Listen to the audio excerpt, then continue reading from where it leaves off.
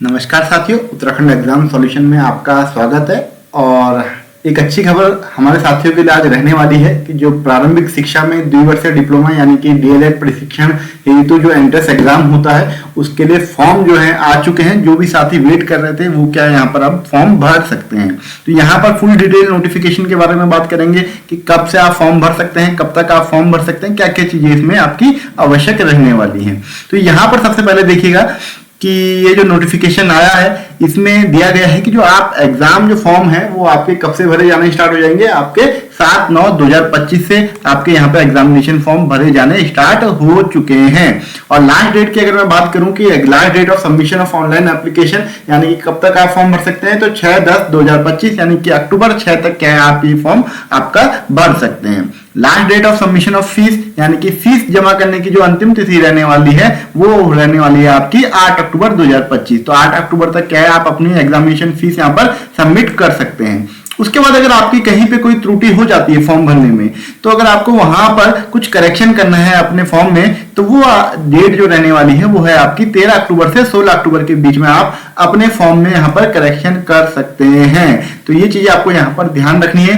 कि कब से कब तक आप फॉर्म भर सकते हैं। फटाफट जाके अपना फॉर्म भर सकते हैं आप, एग्जामिनेशन फीस सबमिट कीजिए। और कोई अगर करेक्शन करना हो तो 13 से लेकर 16 तारीख तक आप वहां पर करेक्शन कर सकते हैं। अगर मैं बात करूं एग्जामिनेशन जो फॉर्म आप भरने के बाद जो एग्जामिनेशन की जो डेट है कि कब आपका एग्जाम होगा, तो वो डेट भी इनके द्वारा यहाँ पर दे दी गई है कि 22 नवंबर 2025 यानी कि जो शनिवार उस दिन पड़ रहा है वहां क्या है आपका एग्जाम होने वाला है। तो 22 नवंबर को आपका यहाँ पर एग्जाम हो सकता है।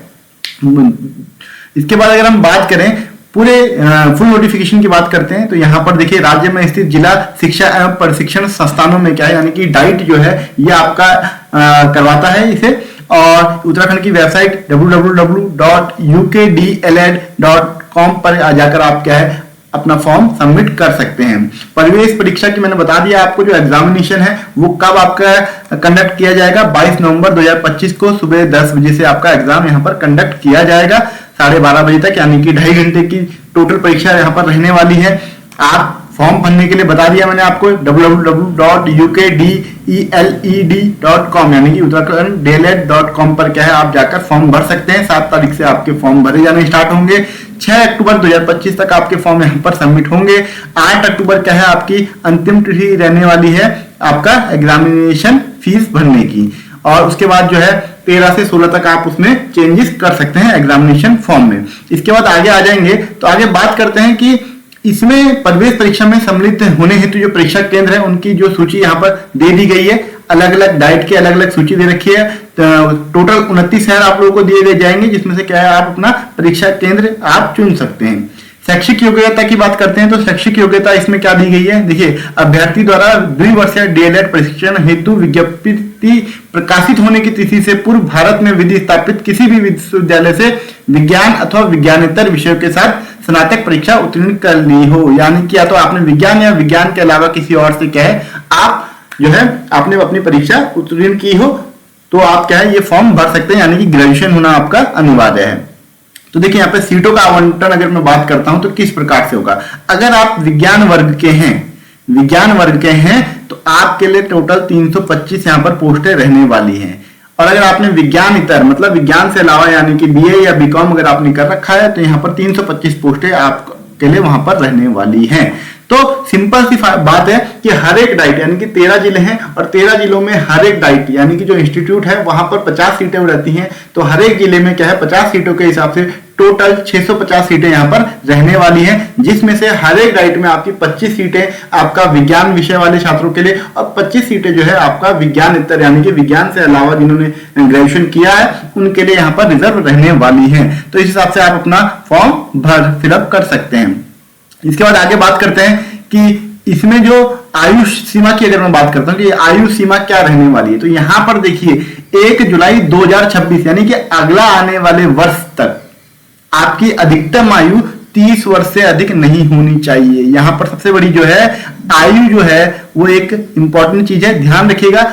जुलाई 2025 नहीं है, जुलाई 2026 तक आपकी आयु 30 वर्ष से अधिक नहीं होनी चाहिए। जुलाई अगर 26 तक आपकी आयु 30 वर्ष से अधिक हो रही है तो आप ये फॉर्म नहीं भर सकते हैं। और मिनिमम आयु आपकी 19 वर्ष मिनिमम आयु कितनी है आपकी? 19 वर्ष से अधिक नहीं होनी चाहिए, ठीक है ना। तो मिनिमम आयु बता चलिए आपको 19 साल, और अधिकतम आयु कितनी रहने वाली है आपकी?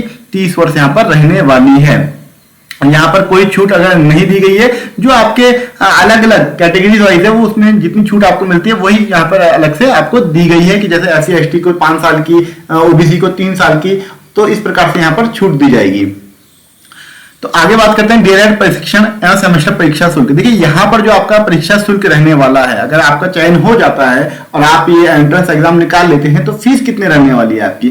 तो 35,000 रुपए प्रति वर्ष आपको क्या है, 2 साल का ये प्रोग्राम रहता है, और प्रति वर्ष आपकी कितनी 35,000 रुपए यहाँ पर आपकी फीस रहने वाली है। तो मतलब हर वर्ष का आपको 35,000, यानी कि 2 साल का आपको 70,000 रुपए यहाँ पे पे करना होगा। इसके अलावा प्रति सेमेस्टर भी क्या है, आपको 850 रुपए अतिरिक्त क्या है यहाँ पर आपको पे करना होगा, जो क्या है आपका परीक्षा शुल्क रहेगा, ठीक है। तो टोटल जो है 35,000 एक ईयर और 35,000 दूसरे ईयर के, प्लस हर सेमेस्टर के आपको 850 रुपए अलग से परीक्षा शुल्क के रूप में देने होंगे।